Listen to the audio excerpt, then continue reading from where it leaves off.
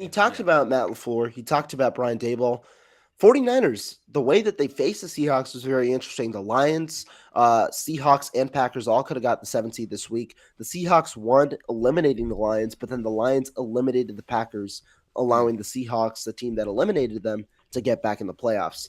Would this be your preferred matchup over those two teams, or who did you prefer of the three? Well, I'm not a Niner fan, so I'm not rooting for an easy In path terms for the of, 49ers. But I know what you mean. I know what you mean. yeah, I think in retrospect, like the Packers are such an interesting team. It's like when they're underdogs, you don't really want to face them. But when they're supposed to win a game, oh, you want to face them. At home against Detroit, like, yeah, they were going to lose that game because everyone thought they'd win and they'd come out with no energy and just suck. And one of their best players gets ejected for something stupid. Yeah, that's the Packers. Good job, Matt LaFleur. I guess you'd be nervous about the Packers as a 7 seed where everyone's picking the Niners and there's no pressure on Aaron Rodgers because he's a freaking head case. And anytime people pick him to win big games in his career, he loses them. The one time he won a Super Bowl, he was the 6th seed running the table as like a 25-year-old quarterback on the road, if you remember that. So, yeah, yeah, I guess the 2010. Packers are kind of tricky like that. But, yeah, I mean, Kyle would outcoach Matt LaFleur. He would. And so would D'Amico. That's why I feel like the Niners probably weren't super juiced to get Seattle.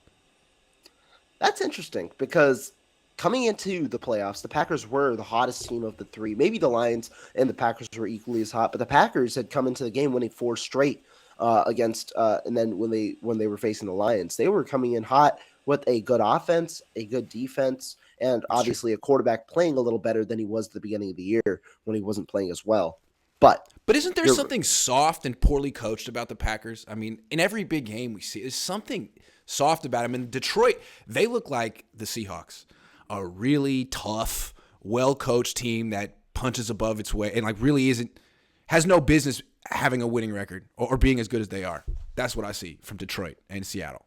I do agree. That's kind of what I was going to say in that they got punched in the mouth against the Detroit Lions. You're not supposed to be outscored. I mean, you're not supposed to like not score that much against the Detroit Lions. That team is Mhm. not a good defense, No. similar to the Seattle Seahawks. Both teams revolve around their offenses, and when their offenses can't produce elite numbers, that's when they've generally been losing. But they held the Packers, a team that put 41 up on the Minnesota Vikings. We'll talk about them later.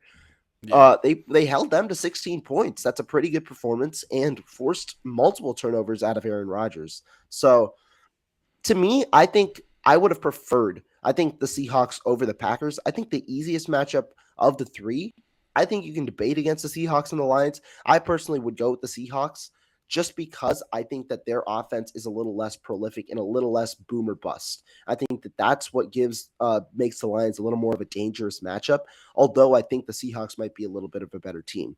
Now, if I'm talking pure entertainment, because I want to see what the best matchup is, I thought it would be the Packers, and that's why I thought that I wouldn't have minded if the Packers made the playoffs because that provides you with the best team going against the 49ers, and it also gives you a good test. If the 49ers can defeat the Packers on a 5-game winning streak with the way that they've been playing going into the playoffs, it's a good way, a good indication of how Brock Purdy could be in the playoffs when he's never faced a test like that before. I just feel like the Niners are scared of Jared Goff. Jared Goff had a good season, but it's Jared Goff, and the Niners have faced him a lot of times, and he can't do the things that are required to beat the Niners defense, which is like scramble out of the pocket, get the ball down the field. I think Geno can do those things. I That's think true. he's learning that he has to do those things against the 49ers to have a chance. He didn't really do very much of that until the end, but he did have some nice scrambles in the second game, and I think if the Seahawks have been paying attention, they're seeing that every opponent the Niners have faced the last 4 games have been throwing the ball down the field like it's the only thing they can do. I think they might get the picture of what you have to do to beat the 49ers defense. And really, I mean, like the Niners defense is all about their pass rush. If you can neutralize that to an extent, you got a chance. And the Seahawks haven't been able to do that.